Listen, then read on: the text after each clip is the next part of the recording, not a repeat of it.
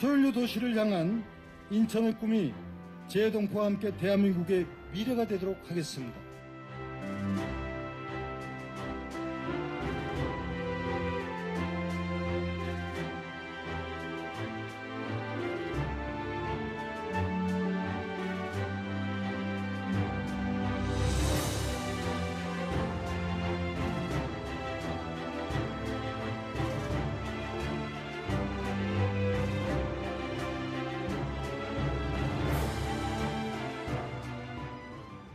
시민제한 공약도 다 이행을 하겠다라고 하는 의지의 표명이기 때문에 그 부분은 뭐 긍정적으로 평가를 한다. 다만 유사한 공약들이 있기 때문에 연계해서 제대로 추진할 수 있는 방안들을 찾아야 한다라는 얘기는 했습니다.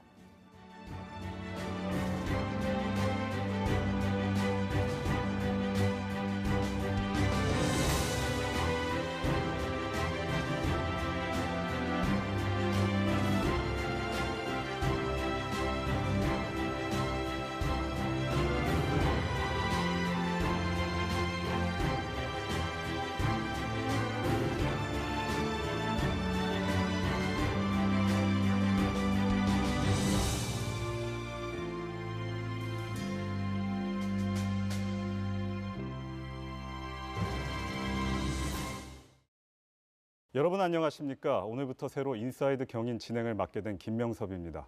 경기도와 인천 인구가 1,700만 명에 이르고 도시 성장이나 산업 측면에서 비약적인 발전을 하고 있죠. 이 지역에 대한민국 미래가 걸려 있다라고 해도 과언이 아닌데 서울에 비해 상대적으로 언론의 조명을 덜 받고 있는 상황입니다. 경기 인천 지역의 현안 집중적으로 진단하고 지역 주민들 삶에 보탬이 되는 정보로 시청자 여러분을 찾아뵙겠습니다. 오늘은 대한민국 항공과 항만의 중심 도시이자 산업 복합 도시를 이끌고 있는 인천광역시의 유정복 시장과 함께 인천시의 비전과 앞으로 달라지는 모습 짚어보겠습니다. 유정복 시장 나오셨습니다. 유 시장님 안녕하세요. 네, 안녕하세요. 유 시장님, Always 인천, 모든 길은 인천으로 통한다. 그 시장님이 6대 민선 시장 당시에 주민들 의견을 수렴해서 만든 구호인데 네. 지금 4년이 지나고 지난해 다시 8기 시장으로 오셨습니다. 1년간 시장으로 다시 근무하셨는데 소회가 어떻습니까? 네, 1년이 이렇게 짧을 수도 있구나 하고 느낄 정도로 정말 빠르게 지나간 것 같습니다. 지난해 7월 1일 취임한 이후에 쉼 없이 일에 전념하다 보니까 세월이 빠르다는 것을 실감할 수 있습니다. 저는 1년 동안 이렇게 일해오는 과정에 사실 많은 난제를 해결해야 되고 인천의 미래의 비전을 만들고 이를 현실로 만들어야 되는 이런 일들을 추진하다 보니까 다 쉽지 않은 문제들도 많이 있었습니다. 어려움도 있었습니다. 그러나 그것 못지않게 하나하나 현안이 풀리고 또 미래에 대한 희망을 만들어가면서 보람이 있었던 그런 성취를 느낄 수 있는 한 해였다 이렇게 자평을 해보고 싶습니다. 예, 취임식, 그러니까 8기 민선시장 취임식을 인천 내항 18부두에서 하셨어요. 네. 이 부두는 시장님 공약 1호인 제물포 르네상스가 출발하는 지역이라고 하는데 지금 인천시 르네상스 시대 다시 열리고 있습니까? 네, 르네상스 시대가 1년 만에 다시 열렸다고 얘기할 정도로 짧은 시간에 이루어지기는 어렵겠죠. 그러나 저는 목표를 분명히 해서 인천이 원도심을 활성화시켜서 지역 간의 균형 발전을 이루어야 되겠다는 것이 아주 중요하다는 인식을 갖고 제가 제1호 공약이 제물포 르네상스 프로젝트입니다. 아시다시피 인천 내항을 중심으로 한 그 원도심 지역은 바로 인천이 개항을 통해서 대한민국의 근대화 산업화를 일으킨 그 지역 아닙니까? 중구, 동구. 그렇습니다. 그래서 이 지역이죠. 중구, 동구를 새롭게 미래형 성장 도시로 탈바꿈시키겠다는 것이 저희 제1호 공약이고 그래서 내항을 중심으로 한 원도심 활성화 프로젝트 그리고 동구와 중구 그 동인천역을 중심으로 한 원도심의 획기적인 변화 이것이 이제 핵심적인 사항이고 현재 이 사업과 관련해서는 그 비전 선포식을 통해 갖고 과제를 선정해서 이미 발표를 했고요. 지금 종합적인 마스터 플랜을 수립을 하고 있고 또 이를 위한 첫 번째 사업으로서 내항 상상 플랫폼을 시민에게 개방하고 동인천역 일대를 전면적으로 재개발하는 사업을 위해서 이번 추경에만 약 1,000억 정도의 예산을 투입을 해서 본격적인 이제 개발 사업에 착수를 하고 있습니다. 그러니까 영국 같은 경우에 런던의 도클랜드 프로젝트라고 네. 해가지고 크게 성공을 거뒀거든요. 그러니까 영국 런던이 다시 이제 세계 중심지로 다시 발돋는 네. 그런 계기가 됐는데 한번 지켜보겠습니다. 네. 그 인천시장에 이번에 다시 나오시면서 그 공약을 한 모아보니까 한 400개 정도 되더라고요. 네. 근데 다른 지자체장 분들도 이렇게 공약을 많이 하시나요? 그 이번 임기 동안에 그 400개 공약 중에서 어느 정도 달성하실 것으로 기대하고 계십니까? 뭐 욕심 같아서는 공약을 다 이행하는 것이 얼마나 좋겠습니까? 또 그런 목표로 합니다. 하는데 공약은 단기간 내에 결과를 낼 수 있는 것도 있고 또 중장기적인 계획도 있습니다. 공약을 몇 퍼센트를 이행했느냐보다 더 중요한 것은 정말 필요한 공약을 했느냐. 그리고 이것을 위한 실천 의지를 얼마나 강력하게 갖고 풀어가느냐 이런 문제입니다. 제가 지금 김명섭 에커께서 말씀하신 400여 개의 공약이라고 그랬는데 이건 선거 때 이제 약속을 하지 않습니까? 그리고 그 후도 정말 진짜 필요한 것은 시민들의 제안을 받고 이렇게 했으면 좋겠다는 의견을 수렴을 해갖고 공약을 완성을 한 겁니다. 그러니까 취임 전과 후에 다 만든 걸 갖고 공약을 하다 보니까 과거 민선 6기나 7기 때 인천시 공약보다 거의 3배 정도 되는데 이것을 이제 공약 실천 이행 계획을 세우고 또 시민 평가단도 두어가지고 이걸 지속적으로 같이 평가해 나가도록 하고 이런 시스템을 갖고 운영을 하고 있고 이제 1년이 다 됐기 때문에 이제 6월 달까지의 공약 이행 실태를 좀 조사를 하고 그래서 이번 7월 달에 1차적으로 발표를 할 계획으로 있습니다. 아, 그렇습니까? 자, 유정복 시장의 공약, 시민들은 과연 어떻게 생각할까요? 인천 경제정의실천시민연합이 취임 1년 공약 평가를 했는데요. 제가 경실련 관계자분 직접 만나서 공약 이행에 대한 평가와 시정에 당부하는 얘기 담아봤습니다. 그 경실련에서 그 유정복 민선 8기 시장에 대한 뭐 평가와 진단, 그 앞으로의 뭐 과제 이런 것들을 정리를 해주셨는데요. 전체적인 내용을 요약하면 어떤 내용일까요? 뭐 가장 중요하게는 이제 제물포 르네상스 뉴 홍콩 시티가 주요 공약인데 이러한 사업들이 시민들에게 체감적으로 다가오기 위해서는 구체적인 실행 계획이 있어야 하지 않겠습니까? 그런데 지금 취임 1년을 맞이했는데 막상 보니까는 좀 구체성이 떨어진다. 그리고 앞으로 뉴홍콩 시티는 어떤 모델로 갈 것인가에 대해서 구체성이 없다 보니까 궁금하고 좀 더 노력이 필요하다라는 판단들을 했습니다. 예, 제물포 르네상스의 경우에는 인천 내양을 중심으로 해서 주변 지역의 구도심을 재개발하자라는 이제 방향인데 사실상 내양 재개발에 대해서는 역대 시장들이 공을 많이 들였습니다. 그렇지만 실질적인 성과를 내지 못했는데 이번에 민선 8기 유정복 시장은 내양을 중심으로 그 일대의 구도심에 대해서 구체적인 재생 사업의 플랜들을 가지고 움직이겠다라고 하는 의지를 표명한 것은 사실이고 또한 그것에 대한 실질적인 이제 성과를 어떻게 낼 것인가가 결국에는 이제 시민들에게 보여줘야 할 밑그림이라고 생각을 하고요. 그런 지점에서 좀 더 구체적인 실행 계획들이 나와야 한다고 봅니다. 그러니까 그 제물포 르네상스가 어쨌든 그 도시 구도심 재생 사업이라고 할 때 항만과 구도심이 동시에 활성화되기 위해서 필요한 조건들이 뭐가 있을까요? 해결해야 될 과제가 뭐가 있을까요? 일단은 그 구도심이 뭐 인천 내양과 그 주변 지역만 있는 건 아닙니다. 그렇지만 내양과 그 일대를 선정을 했던 것은 제물포라고 하는 상징성과 그리고 중구 일대의 개항장이 여러 가지 측면에서 선도적인 사업들의 성격과 물꼬를 틀 수 있는 기재들을 가지고 있기 때문에 일단 구도심 사업의 어떤 모델을 창출하기 위해서 출발을 한 것이라고 보여지고요. 그런 측면에서 긍정성은 있는데 그렇다면 그것을 구체적으로 어떻게 실행할 것인가 라는 이제 밑그림과 계획들이 나와야 한다고 보여집니다. 이번 민선 8기 유정복 시장의 공약은 400개입니다.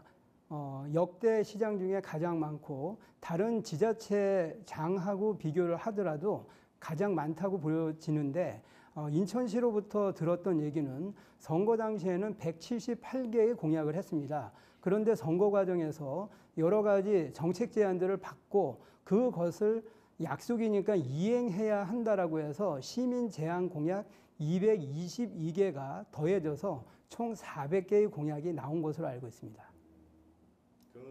어찌 보면 긍정적인 거죠.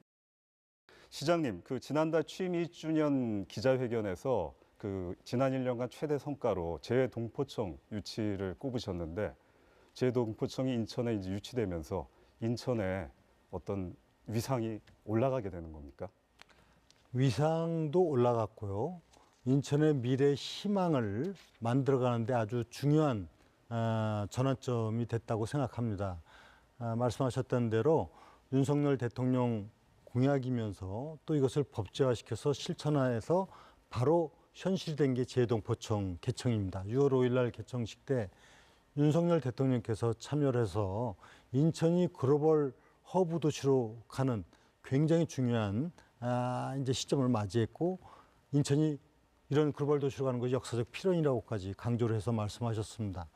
저는 인천의 재동포청 유치가 단순하게 재동포들의 업무 편의를 보는 정도의 상황을 뛰어넘어서 이제 이 인천을 통해서 재동포들이 거주, 보건, 의료, 교육 이런 모든 문화적 중심지로서의 역할을 하고 더 큰 것은 이제 750만 재동포들의 비즈니스 네트워크의 바로 허브가 된다. 이것이 중요한 겁니다. 그래서 여기에서 재동포들이 그 역량을 모아서 대한민국의 미래 발전을 일으켜 나가는 그 비즈니스의 장이 되고 인천이 그 중심적 역할을 하게 됐다는 것은 대단히 큰 의미가 있고 또 기대가 되는 상황입니다.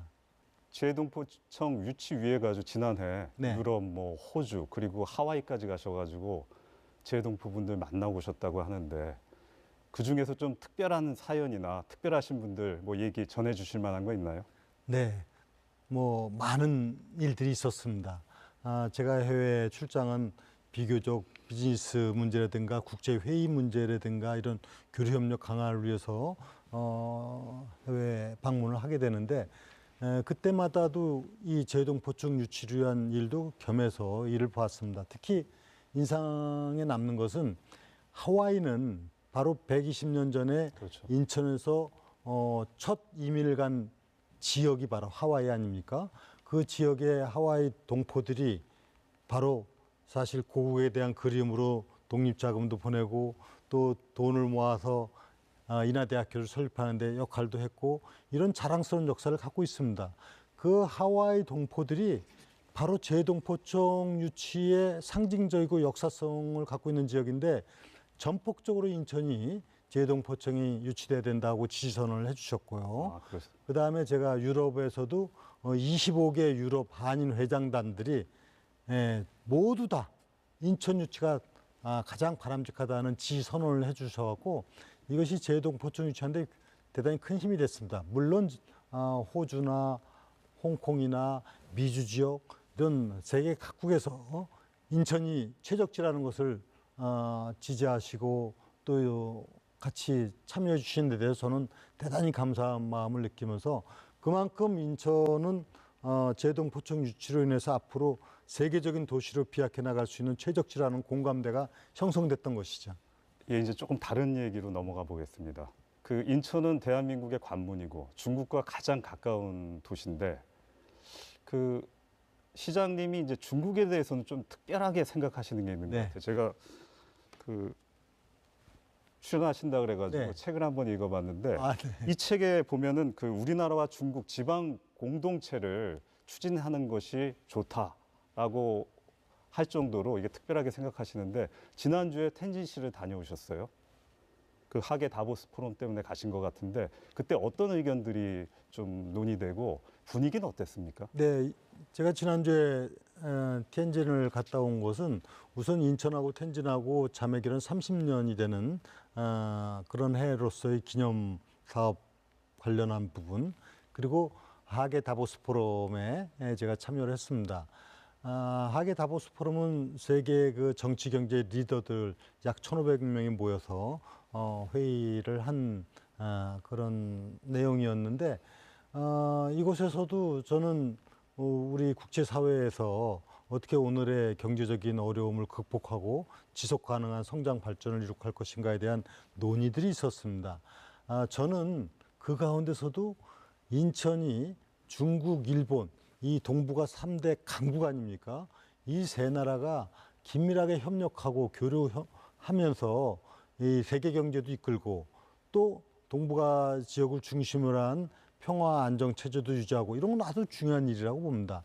요새 중앙정부 간의 관계가 그렇게 썩 좋은 관계가 아니지 않습니까? 그러나 이렇게 불편한 관계에 있을수록 지방정부 차원에서는 오히려 협력을 더 강화시켜 나가면서 실질적인 이익을 가져오도록 하고 또 중앙정부 간의 협력 관계도 더 이끌어내는 역할을 할 수 있다 이렇게 생각돼서 저는 의미 있게 생각하고, 중국에서도 그 텐진시의 서기 또 시장을 중심으로 하는 주요 인사들이 저희 이런 얘기에 대해서 상당히 귀 기울여줬고 또 공감해줬고 또 우리가 협력을 제대로 앞으로 강화시켜 나가자는 데 대해서 의견 일치를 보았습니다.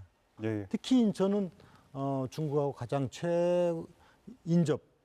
근접돼 있는 지역이기 때문에 이 교류 협력을 활성화시키는 데 있어서 최적지고, 또 인천이 갖고 있는 각종 그 기본적인 인프라를 중국 정부하고 함께 협력해 나간다면은 양 지역의 발전을 위해서도 대단히 중요한 결과를 가져올 수 있다고 생각을 합니다.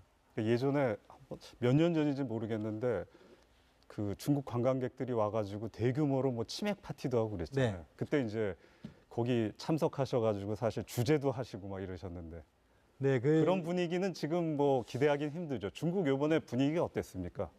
중국에서도 이제 양 국가 간의 교류 협력의 필요성에 대해서는 공감하고 특히 지역 단위에서 이렇게 이런 것이 자연스럽게 이루어지기를 바라는 상황이었습니다. 그래서 앞으로 인천과 텐진 또는 일본의 요코하마 등과 같은 협력체를 강화시켜서 교류하기로 이제 동의를 했고, 또 지금 김명수 회장께서 말씀하신 대로 제가 2016년도인가요? 중국의 아오랑 그룹이 6,000명이 이 관광을 와서 치맥 파티를 월미도에서 했던 아주 참 인상 깊은 일이 있었는데, 저는 그런 얘기도 했습니다. 이제 그 중국에서 대규모 관광객이 인천에 다시 와서 서로 교류 협력의 가능성을 높여 나가자 이런 얘기도 했습니다. 얼마 전에는 또 아시아를 비롯한 여러 나라 10개국이 한 3,000명이 와서 상상 플랫폼 여기에서 이번에는 맥주와 닭강정, 맥강 파티를 했지 않습니까? 그래서 이런 이벤트도 서로 교류 협력을 통해 갖고 문화적인 공감대를 형성해 나가고 이것이 경제 발전이나 양국 관계 개선에 도움이 된다고 생각을 하고, 앞으로 중국의 이런 그 관광객 유치를 위한 정책도 계속 추진해 나가겠습니다. 예. 문화관광부랑 좀 협조 잘 하시면 될 것 같습니다. 뭐 정부하고 협력할 부분도 있는데요. 이것은 인천시 정부가 독자적으로 중국의 그 민간 기업이나 또 중국의 우리로 치면 이제 관광공사와 같은 그 기관하고 협의를 해가면서 추진해 나갈 수가 있습니다. 이제 민간 교류도 중요하긴 하지만 중국이란 나라는 어쨌든 엄연하게 이제 공산당이라는 그렇습니다. 정치 조직이 이제 자리를 잡고 있고, 그리고 이번에 천민월 중국 공산당 텐진시 서기도 만나고 오셨다고 하는데 이분이 뭐 유력한 정치 지도자 중에 한 명이라고 하는데 이 자리에서 황해권 경제 공동체를 제안하셨다고 하는데 어떤 내용입니까? 네, 말씀하신 대로 천민월 그 서기는 중국의 유력한 정치인 아닙니까? 그래서 제가 이 천민월 서기한테도 이 한중 간의 교류 협력의 중요성, 또 두 나라가 동북아 지역의 안정과 또 발전을 위해서 어떤 역할을 같이 함께 해 나가야 되냐에 대해서 의견을 충분히 나눴고 전적으로 제가 얘기하는 그런 미래지향적인 국가 간의 관계에 대해서 동의하시고 또 이것을 위해서 일단 지방정부 차원에서 좀 협력을 강화시켜 나가는 것이 좋겠다는 제안을 했습니다. 도시 간의 교류 협력 강화. 그래서 대표적으로 우리 인천하고 텐진하고 또 일본에도 이제 자매 도시가 많이 있습니다만 대표적인 그 요코하마. 왜냐면 이 3개 도시가 전부 아주 중요한 항만 도시이면서 대도시권이거든요. 또 수도권, 그러니까 수도에 인접해 있는 대표적인 도시들입니다. 이 공통점이 있기 때문에 이 3개 항만 도시 협력체를 구성해서 앞으로 회의를 하고 또 상호 방문을 하자 이런 부분에 대해서 천민월 서기께서도 동의를 해주셨고 바로 옆에 있던 시장한테 적극적으로 잘 검토해 보도록 얘기를 해서 거기 이제 짱궁 시장이 그런 부분을 잘 검토해서 앞으로 같이 해나가자는 답변도 얻어냈습니다. 주로 시장님이 이제 제안하시고 그쪽에서 제안한 건 없나요? 원론적으로 예. 지금 한중 관계나 뭐 이런 부분들이 다소 불편한 부분이 있다 손치더라도 인천시에서 좀 지방 정부 간의 협력을 좀 강화시켜 나갈 수 있도록 역할을 해주면은 좋겠다는 얘기가 있었습니다. 예. 지난 4월 인사이드 경인에서 이제 한중 페리 문제, 네. 그러니까 코로나19 사태 때문에 중단이 됐는데 그 문제를 다뤘다고 하고 사태가 이제 코로나19 사태가 좀 더 회복되면서 다시 재개되는 그런 전망을 내놨는데 아직까지는 뭐 소식이 없네요. 그러니까 네. 이번에 텐진 시장 분하고 그 얘기를 좀 나누셨다고 하는데 나눴습니다. 어떻습니까? 예. 그러니까 지금 인천하고는 중국하고 그 중국의 동쪽 연안에 있는 큰 도시들하고는 백길이 열려서 그 여객선과 화물이 지금 쭉 왕래를 해왔는데 코로나 이후로다가 사실상 이것이 많이 중단이 됐습니다. 아무래도 일반적인 교류가 뭐 중단되어 왔던 상황의 연장이죠. 그런데 이제 코로나도 어느 정도 사태가 진정이 되고 이제 교류 협력이 더 활발해질 수 있는 상황이기 때문에 이제 이 여객선을 재개한 하자 다시 열어서 왕래를 하자 이런 제안을 했고 천진에서는 이제 천진하고 우리 인천하고의 여기 강로가 이제 카페리오죠. 이 부분이 검토를 하려면 이제 그 천진에서 그 여객 선사하고 이제 자체 협의를 해야 되기 때문에 이런 협의를 해서 추진해 나가자고 이제 사실상 합의는 했고요. 이제 앞으로 이런 실질적인 선사하고의 이 문제를 협의해 나가는 문제가 있고 그리고 지금 이제 화물은 다시 재개를 하는 부분들이 있고요. 여객 항로를 계속적으로 확대시켜 나갈 계획입니다. 예. 일단 인적 교류가 많이 돼야 될 것 같아요. 제가 보기에는. 중국하고 인천, 대한민국하고의 인적 교류가 지금 뭐 하여튼 최대 교류처 아닙니까? 지금 무역도 한국하고 중국하고의 무역 관계가 미국의 거의 2배 되지 않습니까? 예, 근데 이제 조금씩 예. 줄고 있죠. 수출이 예, 이제 좀 그래서 어려워지고. 이 한국하고 중국은 경제 교류는 말할 것도 없고 인적 교류, 문화 교류 이런 상호 간의 방문 협력을 통해서 이 문제를 확대시켜 나가야만이 바로 경제적인 그 문제를 풀어나갈 지금 수출이 우리가 둔화된 부분도 다 중국 관계가 있지 그렇죠. 않습니까? 예. 이것을 다시 재개해서 우리가 이런 경제 문제를 해결하는 데 중요한 하나의 발판이 되도록 해야 됩니다.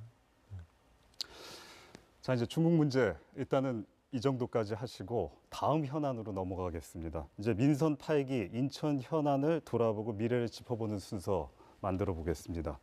인천이 이제 세계적인 도시로 도약하기 위해서 시장님께서 공약으로 내건 게 뉴 홍콩시티 프로젝트입니다.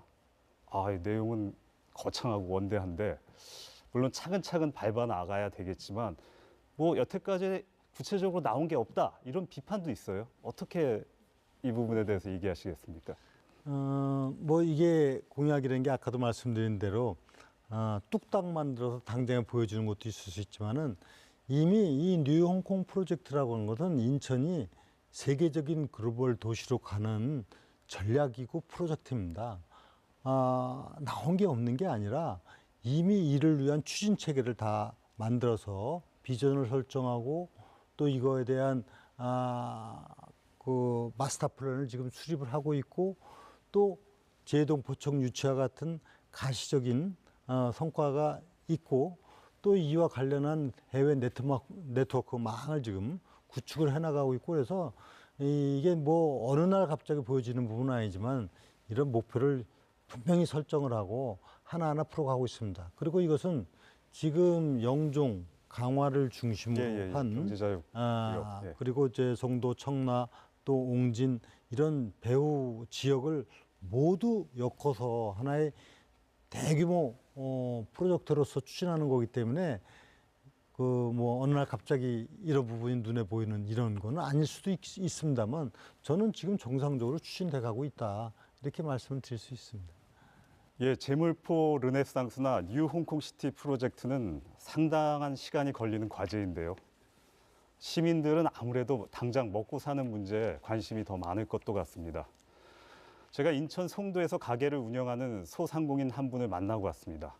코로나19 거리두기가 해제된 지 오래지만 여전히 어려움이 많다고 하네요. 현장 목소리 들어보시죠.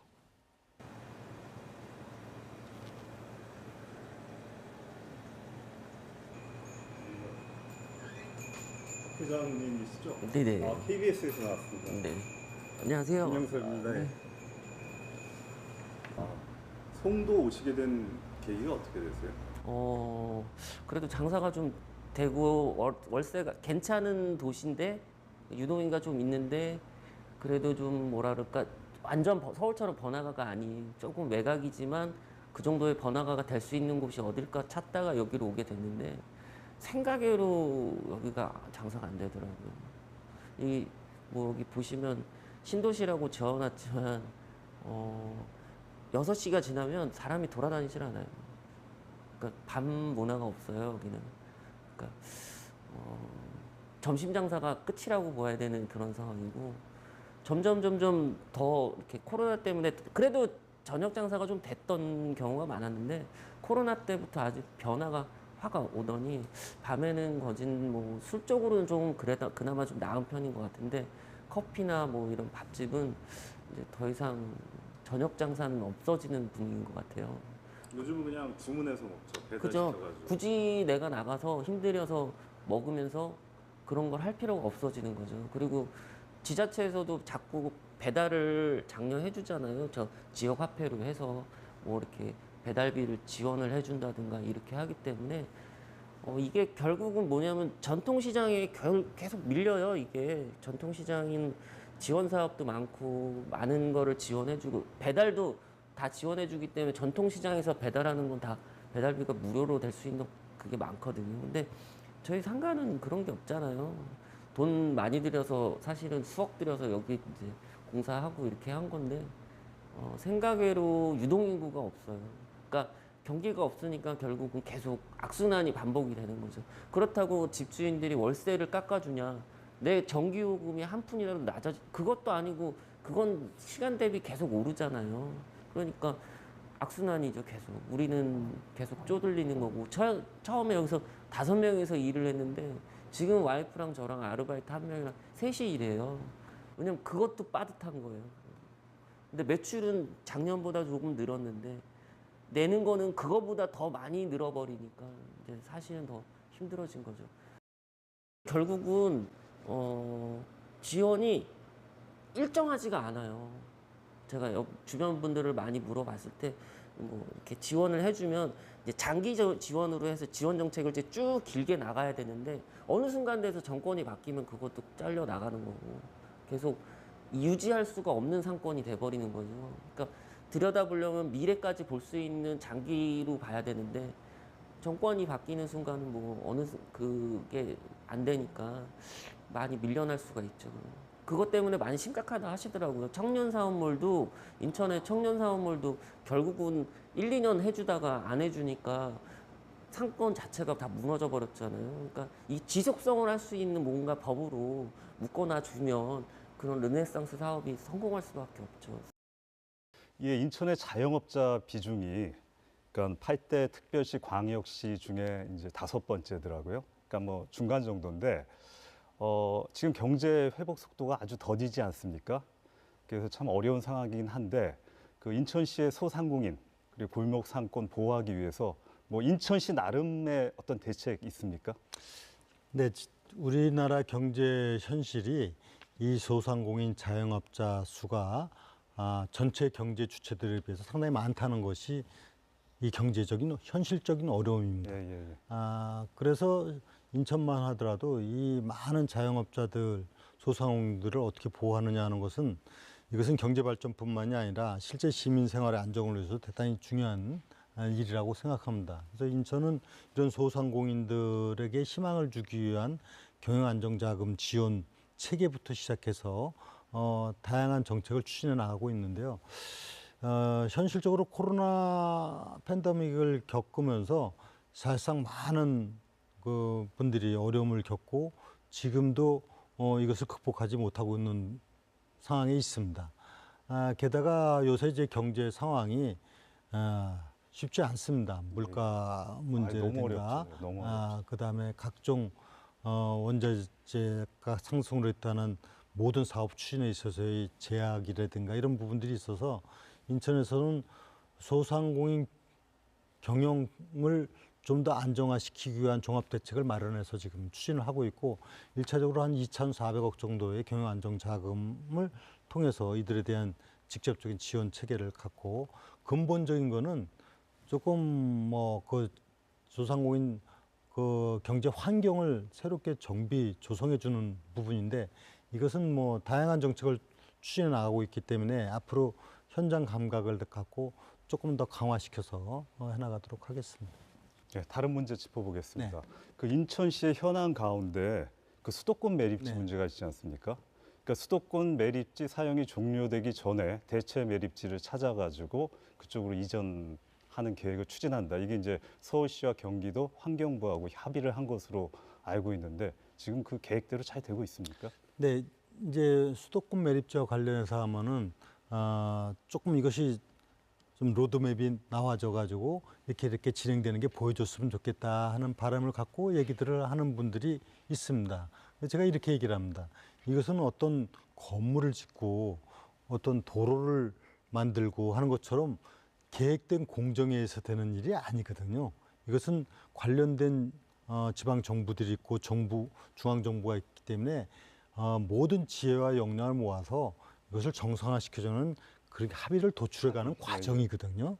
근데 이것은 민선 6기 때 제가 합의를 도출해서 이미 방안을 마련해서 그 대안을 제시했던 것이고 합의를 이루었던 것인데 이것이 이제 지난 4년 동안 민선 7기 때 이것을 이행이 사실상 중단되다 보니까 예, 제가 이제 이행 부분을 물어보는 거거든요. 중단돼서 지금 안 되고 있는 상황인 걸 제가 다시 재가동을 시킨 겁니다. 사자 협의체를 재가동시키고 사자 합의 내용을 이행한다는데 합의를 받고 그러면 이제 거기에 따른 절차만 진행해야 되는 부분이죠. 그래서 지금 이제 바로 며칠 안 있어서 서울시장하고 경기도지사하고도 같이 만나기로 되어 있고 또 환경부하고도 사자 협의체도 가동해서 이제 정말 머리를 맞대고 이 문제를 풀어가는 방향으로 저는 전력 투구를 하고 있습니다. 그러니까 이건 진행 상황에 따라서 이거는 결과가 나올 수 있는 부분인데 하여튼 저는 목표를 분명히 하고 이 사업을 진행하고 있다 이렇게 말씀드릴 수 있습니다.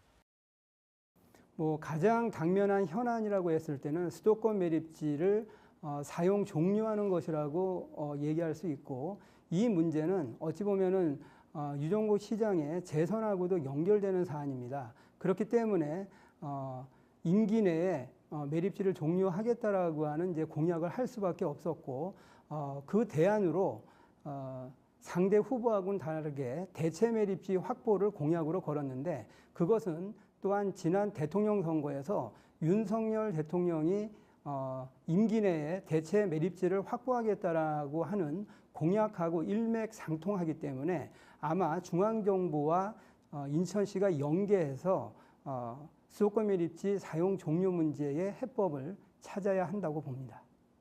현행 수도권 매립지는 생매립이라 그래서 그냥 쓰레기를 매립하는 거였다라고 한다면 앞으로 대체 매립지는 2026년 직매립 금지에 의해서 소각을 해가지고 소각제를 벌이는 거거든요. 26년 직매립 금지가 소각장을 지라는 얘기거든요. 그래서 그런 지점에서 보면은 대체 매립지 경우에는 인천에 저런 생매립하는 거하고는 개념이 다르기 때문에 해법이 없는 건 아니라고 봅니다. 최근 일어난 안타까운 일 하나 짚고 가겠습니다. 최근 이제 전세 사기 사건이 전국적으로 이슈화가 됐고 인천의 이제 미추홀 지역이라든가 인천 지역에만 2,900건의 전세 사기 사건이 있더라고요. 그래서 뭐 그거를 갖다가 견디지 못하고 극단적인 선택을 하는 피해자들도 있는데 중앙 정부에서 전세 사기 특별법을 만들어가지고 시행하고 있거든요. 근데 혜택 받지 못하는 분들 많습니다. 인천시가 따로 어떤 정책을 만들어가지고 이들을 도와주는 방안을 모색하고 있나요, 혹시? 우선은 인천시에서 이 전세 사기 피해자가 다수 발생을 하고 또 이로 인해서 극단적인 선택을 하는 안타까운 상황이 돼서 대단히 유감스럽고 또 정말 어떻게 위로의 말씀을 드려야 될지 모르겠습니다. 정부에서도 이 사건이 생기면서 대책을 마련하고 있지만은 인천시에서 선제적으로 정부하고 협의해서 일단은 필요한 조치를 지금 취하고 있습니다. 전세 사기 피해 지원 센터를 예. 국토교통부하고 같이 해서 인천에 만들어서 상담이라든가 법률 지원 서비스를 하고 또 우선 선제적으로 이분들이 결국은 이로 인해서 당장의 전세 대출 이자를 납부하는 문제부터 어려움을 겪기 때문에 전세 대출 이자에 대해서 인천시에서 지원을 2년간 지원을 해주고 또 이사비 150만 원 지원 문제라든가 또 소상공인의 경우는 소상인 경영안정자금 지원 이런 부분을 통해서 필요한 조치는 지금 인천시에서 선제적으로 하고 있고요. 다만 이제 정부에서 이걸 특별법 제정 문제 그리고 이것을 현실적으로는 굉장히 이제 피해자들 입장에서 볼 때는 전액 보상을 통해서 구제받기를 원하지만은 현실 운영상에 있어서 많은 어려움이 있었고 아직도 피해자들은 그렇게 만족할 만한 수준에 이르지 못하고 있는 것이 사실입니다. 시장님이 그 미추홀 사건이 터졌을 때 현장에 제일 먼저 달려간 건 네. 제가 뉴스를 통해서 봤거든요. 근데 문제는 이제 결국은 재정 지원인데 그 부분이 사실 지자체가 무슨 자체적으로 하기 힘들죠, 솔직히. 이게 이제 재정 문제가 하나 있고요. 또 재정 지출이라는 거는 근거에 의해서 해야 되는 것이지 근거 없이 막 재정 지출을 할 수가 없지 않습니까? 그래서 국회에서 이제 이거 특별법 제정을 통해서 지원 근거를 마련하기 위한 이제 노력을 하고 있는 거고요. 인천시에서는 이런 것이 뭐 법적인 문제라든가 없는 상황 속에서 현실적인 재정 지원을 지금 하고 있는 겁니다. 하고 있고 또 이것이 인천뿐만이 아니라 사실 수도권 그리고 전역에 우리나라 전역에서 사실 이루어지고 있는 부분들이고 또 앞으로도 이것은 계속적으로 발생할 수 있는 여지가 있고 이러기 때문에 이것을 정책적으로 제도화해서 하는 데는 대단히 어려움이 있는 것이 사실입니다. 그리고 실질적으로 구분이 이것이 전세 피해, 사기다 하는 부분을 명확하게 선을 그어서 하는 부분에 대해서도 사실은 어려움이 있는 것도 사실입니다. 왜냐하면 피해자와 가해자의 경우가 이 부분에 대해서 다 상황이 다르기 때문에 공식적으로 확인될 수 있는 부분의 한계는 있거든요. 이런 어려움이 있는데 정부에서는 그러나 이것이 비교적 객관적으로 봤을 때 피해 상황으로 보여지는 부분을 구분을 해서 여기에 대해서 지원 체계를 지금 마련을 하고 있는 겁니다. 예, 또 다른 주제 하나 가겠습니다. 이게 이제 인천시에서 처음으로 지자체 중에서 이제 그 정당 현수막을 이제 제한하는 조치를 취했어요. 그러니까 시내 돌아다니고 보면 그 정당 현수막이 막 그 난립하는 거 많이 보는데 그 조례 내용을 보면은 정당 현수막을 지정된 곳에만 게시한다. 개수는 선거구별 4개 이하로 제한한다. 혐오, 비방의 내용을 넣지 못하게 한다. 근데 이런 조례 제정하게 된 계기가 어떻습니까? 근데 이제 거리를 다니다 보면은 이 그 무질서한 난립한 정당에서 내건 현수막으로 사실 시민들은 정말 짜증내하고 있고 또 이것이 미관뿐만이 아니라 안전도 저해하고 또 중요한 것은 그 내용적으로 볼 때도 거의 비방, 선동 이런 혐오감을 나타내고 있고 이건 명확한 지금 실태 아닙니까? 그런데 이거는 그야말로 이렇게 세계 10위권 경제 대국이라는 나라가 이러한 후진성을 보여주고 있다는 것은 사실 부끄러운 일입니다. 근데 저는 그런 현실적인 문제 말고도 실제 이것은 헌법이 정한 국민의 평등권, 행복주권에 저는 그 정신에 위배된다고 봅니다. 왜냐하면 일반 시민들은 자기네들이 홍보를 하기 위해서 현수막을 걸려면 지정 게시대 추첨을 통해서 돈 내고 거는데 정당의 관계자들은 관계없이 아무데나 걸도록 한다는 것은 이것은 특권이라 정말 이런 평등권에 말씀이시죠. 위배될 예. 뿐만이 아니라 이러한 법을 만들었다는 것, 이 조항을 신설했다는 것 자체는 정치권의 극단적인 이기주의입니다. 국민을 위해서 법을 만들어야지 자신들을 위해서 법을 만드는 것처럼 무책임한 일이 어디 있습니까? 그래서 저는 이것은 명백하게 헌법 정신에 위배된다. 또 하나는 지금 이 모든 것은 자기네들이 그 어떤 정치적인 목적, 홍보성이 강하지 선거라고 하는 것은 선거운동 기간 내에 제한된 현수막을 걸어서 누구나 공명정당하게 선거를 치러야 되는 것이 바로 선거의 기본 아닙니까? 이것은 명백한 사전선거 운동이고 또 개인 평등권에 위배되는 이런 상황을 갖다 방치하는 게 아니라 오히려 입법화를 했다는 것은 저는 이건 무책임한 일이고 이거는 그 선거의 공정을 저해하는 일이다 생각돼서 계속 제가 이건 잘못됐다고 지적을 했고 모든 언론에서도 제 얘기에 대해서 다 긍정적인 평가를 해주고 계십니다. 그런데도 불구하고 지금 국회에서 이 법을 개정하지 않고 있고 말로는 뭐 동감한다 그러고 또 정부에서도 행안부에서도 이거에 대한 시행령을 제대로 지금 하지 않고 있기 때문에 제가 인천시에서는 조례를 제정해서 일단 법이 있기 때문에 법이 궁극적으로는 법을 폐지시키는 겁니다. 이런 조항을 없애버리는 거고 있는 한은 개수도 제한하고 또 지정 게시대 걸도록 하고 그래서 일단은 완충 지대를 설정해 둔 겁니다. 그 법이라는 게 이제 5개 광고물법 네네. 말씀하시는 거죠. 그러니까 그 내용은 이제 각 정당은 신고나 허가 없이 자유롭게 15일간 현수막을 설치할 수 있다라는 네. 어쨌든 조례보다 상위법으로 있어요. 그래서 이제 행정안전부가 이번에 그 조례 무효 소송을 냈는데 어떻게 진행되고 있습니까? 제가 법에 그렇게 게시 설치할 수 있다고 된 거를 설치하면 안 된다고 조례를 했다면 명백한 법 위반이 되겠죠. 근데 그렇게 설치할 수 있도록 했는데 개수와 장소와 이런 데 제한이 없지 않습니까? 그래서 조례로서 이것은 최소한 적어도 이 난립한 현수막은 좀 정리를 해야 되겠다. 그리고 또 내용도 이렇게 비방과 선동과 심지어는 괴담으로 일관되는 이런 현수막은 정말 정치 후진성을 보여준다. 그래서 그걸 제한한 거기 때문에 그건 법적인 판단은 이제 뒤따르는 문제가 있겠죠.